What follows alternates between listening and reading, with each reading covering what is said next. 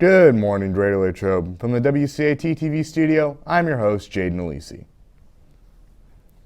Chick-fil-A Leader Academy members are reminded that their next mandatory meeting will be on Tuesday, February 22nd during all of Lunch and Learn in the CSC. Please bring your lunch with you to the meeting. Contact Mrs. Koss with questions. Mu Alpha Theta is selling Pi Day t-shirts in all math classes for $8 each. The sale is on from now until Thursday, February 24th. This year's colors are fuchsia pink or navy blue. If you do not have a math class but would still like to purchase a Pi Day tee, see Miss Doyle in room C212. Money is due at the end time of ordering. Bobby Fetter was elected as the finalist for the Challenge Program's Commitment to Community Service.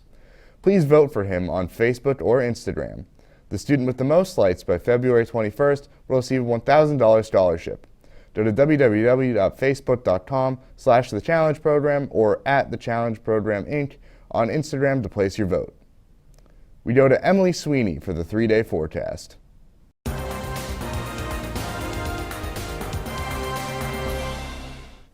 Thanks, Jaden, and good morning, Wildcats. Today, we can expect mostly sunny skies with a high of 60 and a low of 49. Tomorrow, there will be some rain with a high of 59 and a low of 28. Finally, on Friday, the warmer weather is changing back into cold temperatures with a high of 29 and a low of 23, with partly cloudy skies. That's all for your 3-day forecast. Thanks, and back to you. Thanks, Emily. Anyone interested in cheerleading or mascot tryouts must attend a mandatory tryout meeting on Wednesday, March 9th at 7 p.m. in the CSC. Please bring a copy of your report card.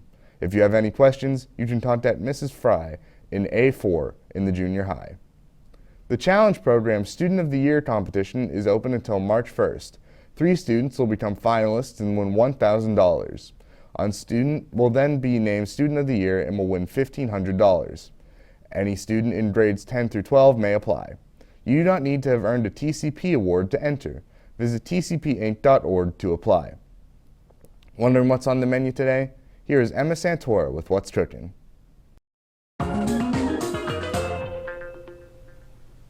What's cooking, Latrobe? It's Wednesday, February 16th, and cooking up in the main line is beef sock tacos with Fritos and sweet corn. In the sandwich line, there are hamburgers, cheeseburgers, and chicken patties. In the pizza line, there are homemade cheese and pepperoni pizzas and Bosco cheese sticks. And in the salad bar, there are fresh salads and deli hoagies. The soup of the day is chicken dumpling. That's what's cooking. Thanks, and back to you. Thanks, Emma. FATS and Business are joining forces to offer a new course for next school year. The new course will be called CATS Customs. If you're interested in learning more about this PBL course, you can pick it up in an application from Mrs. Koss in F202, Mrs. Butler in C101, or from the guidance office. Students interested in taking PBL, exploring Hispanic foods and culture next year should see Miss Donahue in D202, Mrs. Smith in B210 in the junior high, or Mrs. McCock in guidance office for an application. We now go to Maya Henderson for the Wildcat Sports Report.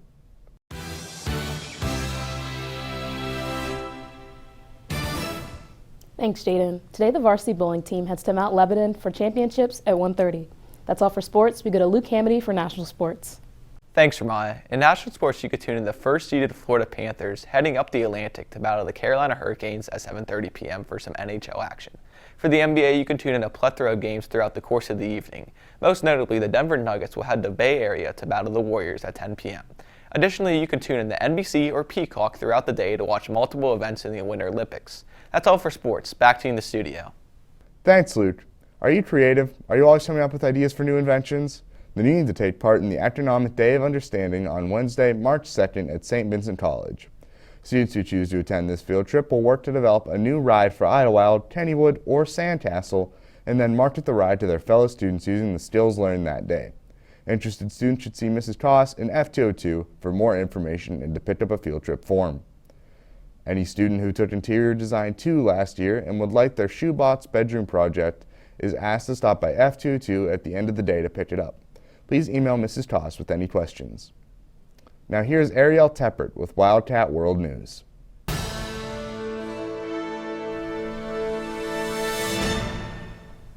Good morning, Latrobe.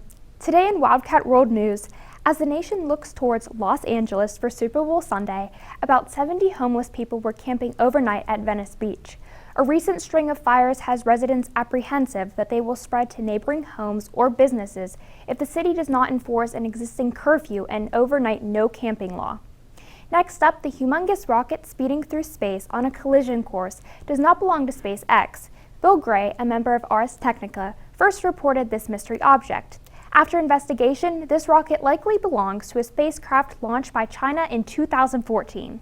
Lastly, Dr. Eric Lander, a former member of President Biden's cabinet and director of the White House Office of Science and Technology Policy, resigned Monday evening after internal White House investigation. They found credible evidence that he had spoken harshly and disrespectfully to colleagues in front of other officials. That is all for Wildcat World News. Now here's McKenna Yutzi with Entertainment News. Hello, Wildcats. This week for entertainment news, the Super Bowl was this weekend.